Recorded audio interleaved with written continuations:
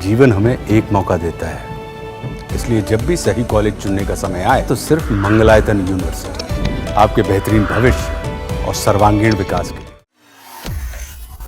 नमस्कार, between the lines with Neeru Ranjan में आपका स्वागत है। आज हम बात करेंगे जस्टिस वर्मा के घर में जो नोट मिले थे उनकी। क्या उसकी सच्चाई है? क्या सचमुच में सारा सच सामने आ रहा है? क्या बिल्कुल निष्पक्ष और पारदर्शी तरीके से जांच हो रही है, या जांच के नाम पे बहुत कुछ छुपाया जा रहा है? जो बात सामने आ रही है, जो लीक होकर थोड़ी बहुत बातें पता चल रही है, उससे साफ है कि उसकी सच्चाई को छुपाने की कोशिश की जा रही है। अब जो हमें दिखाया गया था कि उनके घर में जो जले हुए नोट थे उसकी फोटो जारी की गई, चीफ जस्टिस ने वो सार्वजनिक कर दिया कि इनके घर में ये मिले थे और वो साबित हुआ। आपने जो उनके घर के पीछे जो कूड़े के ढेर में अधजले नोट जो थे वो आपने चैनलों पे देखे कि सबने दिखाया उसे, लेकिन उसे किसी ने नहीं दिखाया, उसके बारे में कोई बात नहीं कर रहा था। जो बच गए थे जलने से नोट, कहा जा रहा है कि करोड़ों के नोट जो थे वो जलने से बच गए थे और उसे उसी वक्त रात में गायब कर दिया गया। आखिर उसकी बात क्यों नहीं हो रही है? उसमें एक महिला की बात आ रही है कि वहां पे रात में जब आग लगने की बात आई सामने और पीसीआर पे कॉल किया गया, पुलिस भी वहां पहुंची, फायर ब्रिगेड भी पहुंची, लगभग 2 घंटे वहां पे वो लोग थे। उसी दौरान एक महिला जो है, जिसके बारे में कहा जाता है कि मिस्ट्री विमेन, यानी कि उसके बारे में कोई बात नहीं कर रहा है, कोई नहीं बता रहा है, वो वहां आई। काफी देर तक पुलिस वालों को उसने बाहर बातचीत में उलझा के रखा, अच्छी अच्छी बातें करती रही, और जब अंदर गई तो वहां पे जो है वो सिर्फ जले हुए नोट थे। या सचमुच में जले हुए थे कि बाकी क्या थे, ये कहा नहीं आ सकता। हो सकता है कि जानबूझ करके और वो सारे बचे हुए नोट जो है वो वहां से हटा दिए गए हैं। इस संदेह को इसलिए बल मिलता है, इसकी सिर्फ ये मैं सवाल नहीं उठा रहा हूं, ये इसलिए इसको बल मिलता है कि ये सच हो सकता है क्योंकि जो पुलिस वाले वहां पे तैनात थे उन सबके मोबाइल रख लिए गए हैं, उनके मोबाइल वहां पे जमा करवा लिए गए हैं और उसकी जांच की जा रही है कि आखिर उन्होंने किससे किससे बातचीत की थी, क्या क्या वहां हुआ था, कुछ सच्चाई मिल जाए। लेकिन जो मोबाइल रखवाए गए हैं उसमें एक और बात आ रही है कि बहुत सारे फोटो और बहुत सारी चैट जो हैं उसमें डिलीट भी किए गए हैं।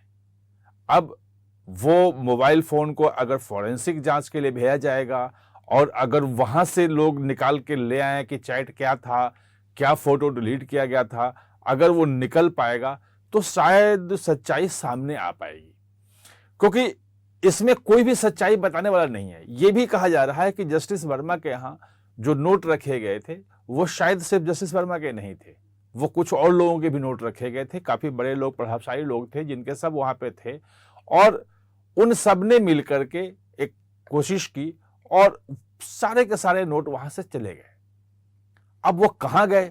अगर इसकी जांच ढंग से की जाए, वो जो 3-4 घंटे का समय है, जस्टिस वर्मा जो है हाई प्रोफाइल जो है सिक्योरिटी जोन में रहते हैं, लुटियन दिल्ली में रहते हैं, चारों तरफ सीसीटीवी कैमरे हैं, उनके घर के अहाते में भी सीसीटीवी कैमरा लगा होगा, सिक्योरिटी के लोग होंगे।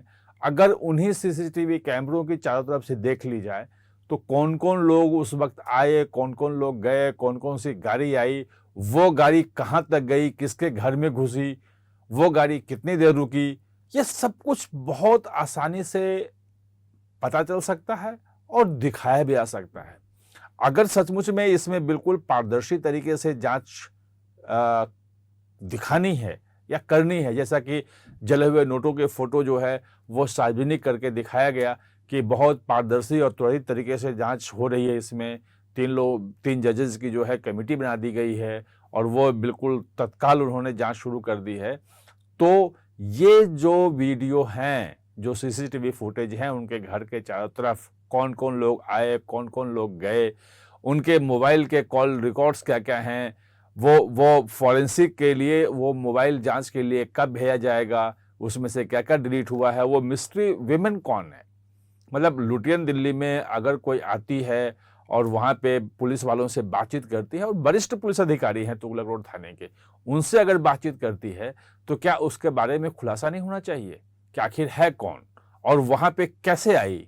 रात के मतलब अंधेरे में जब रात को आग लगी हो, वहां पे होली का दिन हो, तो वहां कैसे पहुंची, किसने उसको सूचना दी और क्या सचमुच में उसने वो सारे नोट जो बाकी बचे थे, क्योंकि कोई अकाउंट नहीं है, कोई 15 करोड़ कह रहा है, कोई 50 करोड़ कह रहा है, कोई कुछ भी कह रहा है, कोई गिनती तो हुई नहीं। जो हमें दिखे वो राख दिखे और कुछ अधजले नोट दिखे वहां पे। तो सचमुच में एक कमरा अगर भरा था, कितने बैग थे, कितने पैसे थे, क्या था, ये किसी को कुछ नहीं मालूम है।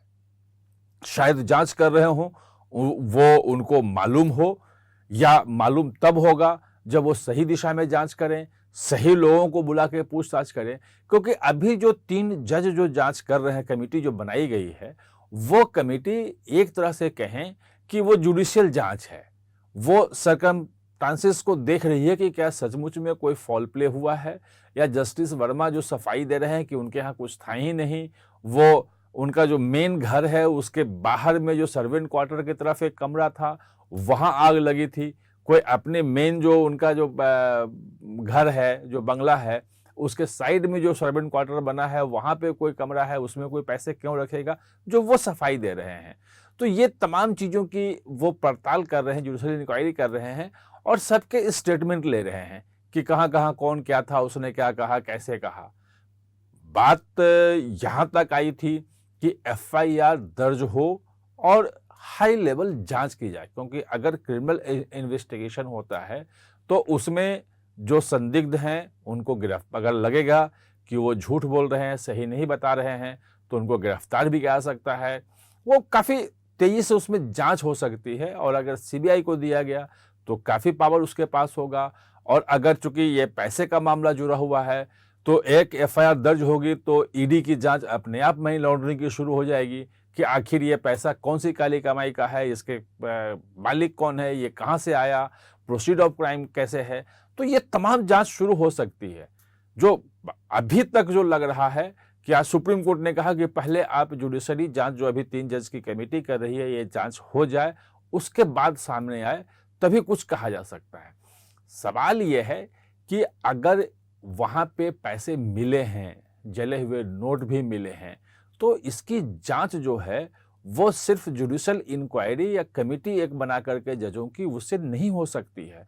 और जो सवाल उठ रहे हैं, जो मिस्ट्री वीमेन का जो बात आ रही है, एक जो अदृश्य महिला है, वो जिसके बारे में कहीं कोई कुछ नहीं कह रहा है लेकिन वो वहां उपस्थित थी। ये जो बताया जा रहा है कि बहुत कम नोट जले थे, अधिकांश नोट को वहां से बाहर कर दिया गया, आखिर कहाँ किया गया, उसके सीसीटीवी फुटेज क्यों नहीं दिखाए जाते हैं? क्या जिनके घरों में जिन गाड़ियों में वो नोट ले जाया गया, वो गाड़ियां किनकी थी?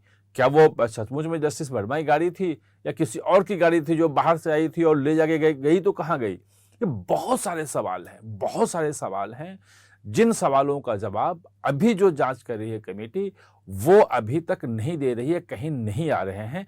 और इससे साफ साफ लग रहा है कि जस्टिस वर्मा के घर जो नोट मिले हैं, उसका सच जो है वो छुपाया जा रहा है। ये कोशिश की जा रही है कि सच जो है सामने ना आए।